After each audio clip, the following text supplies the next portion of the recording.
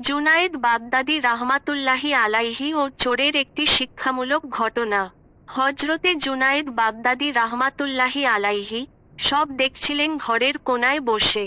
তার মায়া হলো যে শীতের রাতে এভাবে লোকটি কষ্ট করে ঘরে ঢুকল, কিন্তু হতাশ হয়ে ফিরে যাচ্ছে।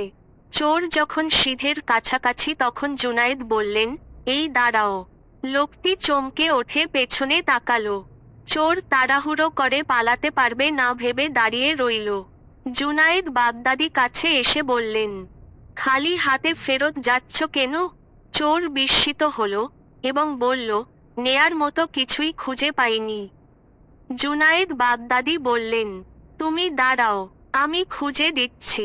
এই বলে তিনি ভেতরে গেলেন এবং কিছুক্ষণ পর মাটির একটা পাত্র এনে বললেন, এটাই নিয়ে যাও। চোর বলল, এটা দিয়ে আমি কি করব? জুনায়েদ বাগদাদী বললেন, আমি যা করি তুমি তাই করবে। চোর বলল, আপনি কি করেন? জুনায়েদ বাগদাদী বললেন, আমি অজু করি।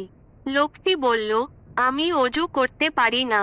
জুনায়েদ বাগদাদী বললেন, এসো, আমি শিখিয়ে দেই।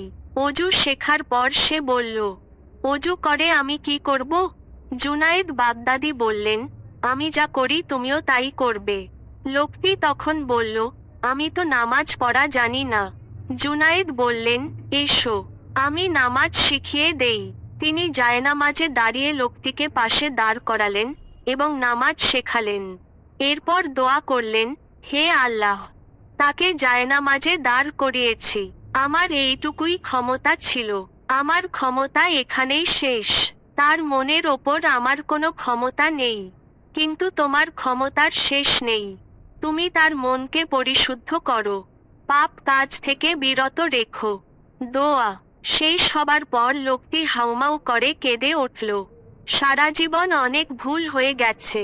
পবিত্র জীবনের জন্যে অনুশোচনা বোধ এবং স্রষ্টার কাছে কায়মনোবাক্যে প্রার্থনা অনেক প্রয়োজন। লোকটি কাঁদতে কাঁদতে একসময় প্রশান্ত হল এবং অনুভব করল স্রষ্টা তাকে ক্ষমা করেছেন।